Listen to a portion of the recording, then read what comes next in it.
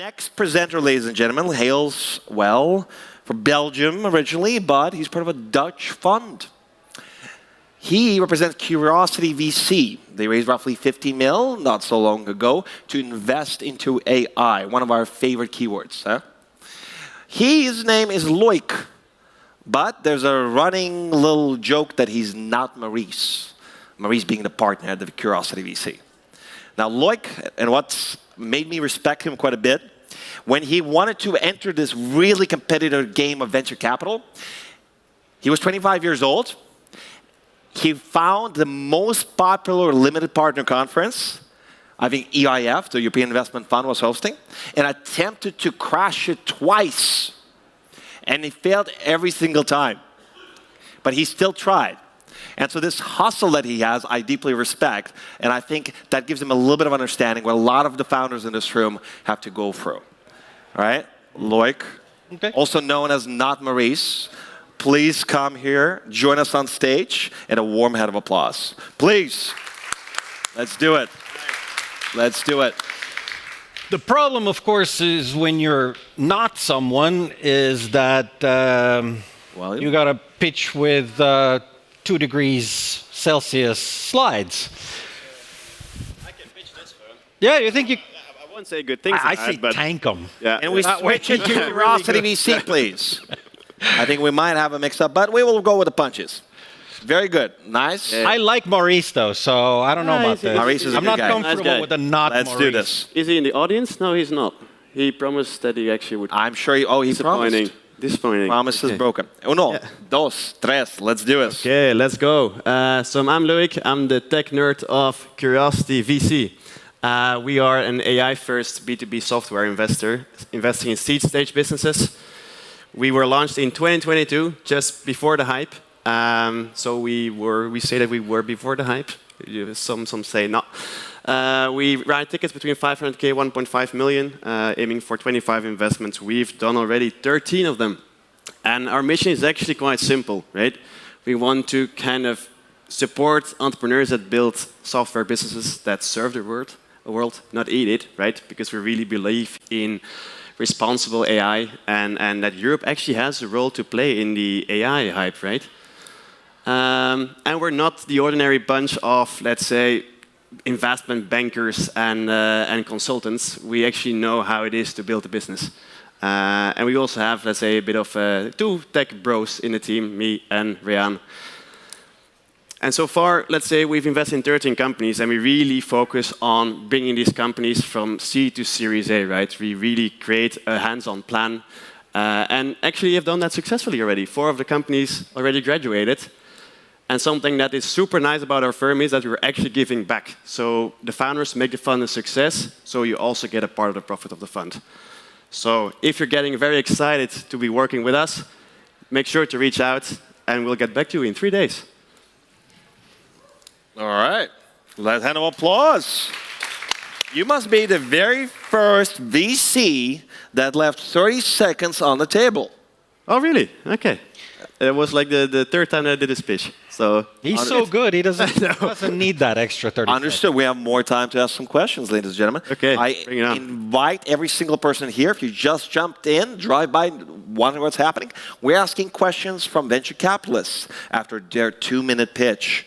And then you can use the QR code to evaluate the presenter in real time, but also ask a question of your own, which I will then verbalize. So please be active with the evaluation. The winner at the end of the day will get a special prize.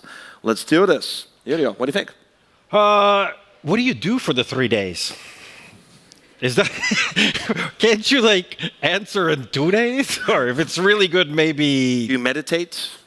we meditate. Go on a beach? you got to put it in perspective, right? Exactly. Mind map the whole thing. We have to kind of really look at it holistically. We take our time. We are going on yoga retreats, you know.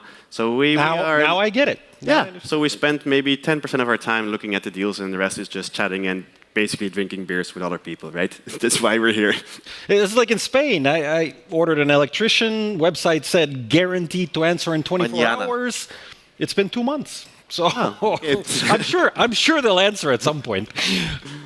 All right, so since you're not Maurice, Yes. We've established that. yeah, that's difficult. I partied with Maurice in Brazil. Is actually who does know Maurice in the audience? Maurice, gray hair, curly hair. Ladies and gentlemen, how many of you know Maurice? Please raise your hand. Ladies and gentlemen, up there. Yes, 2 people. We have one person great. here. Great. Very good. Great. Very good. Listen, man. I want to understand. So you made 2 investments from what I remember. Yeah. And you are on the boards of those? Yeah. Are you working actively with them? Yeah. I've got to challenge you a little bit. Yeah. Like, I understand you're very humble, you're very eager, very hungry, but how can you possibly give any form of advice on the board or make a high-stakes decision? Well, advice on the board, I think you don't, right? I think, well, you can, but it's always good to kind of, after every statement, there has to be a small caveat, right? Okay, look at this statement critically. It might be false, right? Like a disclaimer. But yes, indeed, it's like I'm on the board of 2 companies. Some say it's maybe, as a young person, what the hell am I doing there? But yeah, it's also really cool to work with founders and actually see what they're doing and understand what they're struggling with. And I think also as a young person to see, say, founder struggles, I think it's very important. And it makes you more relatable as a venture capitalist. I think so, because you can relate with founders, though. So that's why I'm on the board. But I'm actually their biggest cheerleader, though. So that's the only value add that I have, right? I really, truly believe in their solutions, and I'm actually pitching their solutions as well, even today and yesterday, to other founders that I'm talking to. Yeah. I could not help but notice that in his LinkedIn profile, the word cheerleader is mentioned at least more than twice. Yeah. Ping pong? No? I don't know. Ping pong really got to you. I really like that, man. I think I'm just mesmerized. I feel like I'm at the Tom Brady roast, if you saw that on Netflix. I have. Those high cheekbones, the chin. I don't hear the words. I'm just like, wow. What a beautiful man. There's a lot of questions from the audience. So one is asking, are you older than the 18? You are. We have mentioned Debatable. This. All right. Debatable. Debatable. I'll throw one in there related to that. Yeah. Since you're not Maurice, Yes. you look like you do. You are whatever age you are. Yeah, but my graded wig is still in the dressing room. So. Good. You gotta have the wig. Yeah. But how? Sometimes founders are like, I gotta talk to the partner. I gotta talk to the senior partner, and they don't take the associates or the younger partners or seriously. Yeah. How do you work with founders so that they take you seriously? I think I experienced it once, and actually we didn't work with the founder because of that reason. I think What happened? They just thought, hey, who's your boss? Or what? Yeah, no, they were like, I was asking for a pitch deck and a data room, and he said like, no, I just want to talk with the partners. And this is what we talked about in the podcast also. We did. And actually, we just said, okay, most founders actually don't know that we actually push the deals. Exactly. So like, we're like the biggest cheerleaders also internally, and usually the deal only reaches the partners when we actually already built a case. So if you cannot provide us the materials to build a case, it will not make it to IC and not make it to an investment. So yeah, we actually didn't work with the founder. We said like, okay, if this is his mentality, we also don't want to work with him on a long-term basis. So, and yeah, how people take me seriously, yeah, it is also because of my technical background. Founders don't often come across people that actually can talk with CTOs in the venture capital world. Most people have financial backgrounds, and that's actually why just people take me seriously, or that's at least what I feel. Listen, I'm going to ask you. One of your callers asked me to ask you this. Okay. All right. So we have some inside info. Maurice. We don't know names. Okay. We don't know, right? Yeah. What I do want to know is, if you start a company right now, what company would that be? And would you? Maybe you would not even start a company. No, actually, I won't. I want to start a company at some point. I think it's very valuable experience, and I do feel that I'm missing out on something. Well, 2 ideas. Well, as a tech nerd, I like to also build AI tools internally. So I've been building the Curiosity tech stack myself, well, in the bigger context of being data-driven. And pitched that actually to a couple of firms, and they all asked me now to build their tech stack. So it's like a bit of a consultancy business. It's not scalable. So it's a side hustle. Yeah, side hustle, I would say, like a side hustle on the side. That was one. The other one? The other one, actually, like I've been looking for a company already for such a long time. I think we wrote a thesis on smart grids. In the Netherlands, like the grid congestion is bad. So we actually need to kind of create smart grids locally with all the green assets. But orchestrating these assets is quite difficult, especially in very complex environments, industrial environments. And so far, I haven't found a company yet that actually does this successfully. So, well, maybe just start yourself, right? Mm-hmm. Any good questions there, Gleb? Or? I am filtering, ladies and gentlemen. We could do better.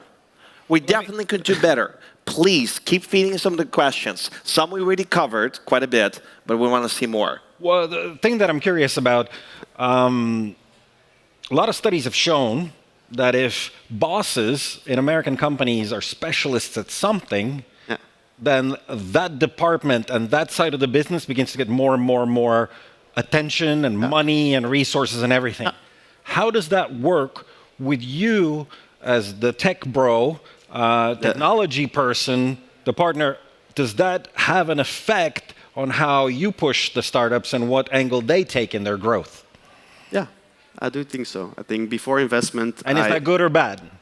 Well, it's debatable as well. But no, indeed, like say the first deals that I pushed were, let's say, very tech heavy. And I forgot about the commercial aspect, right? I get very excited by very deep tech stuff.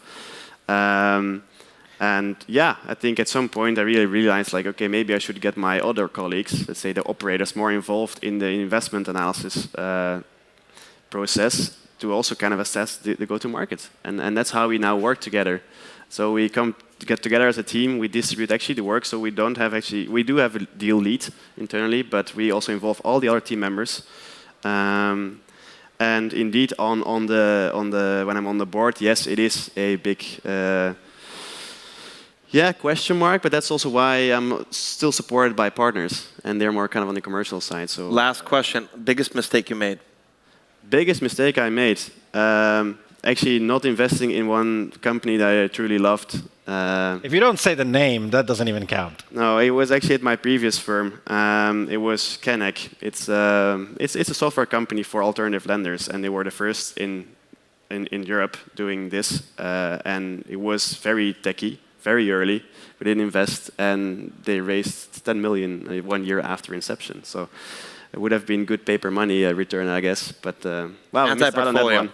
Thank you so much, Loic. It's then, you don't know yet how it ends, right? The story's not over. Who knows? Who knows? They can still go bankrupt, though. Exactly. That's true. You never know. Ladies and gentlemen, this is Loic from Curiosity VC, ladies and gentlemen, if you're filing in a form. Thank you so much. Hand of applause. Thank you. Let's do it. Thank you very much, man. Thanks. Thank you very much.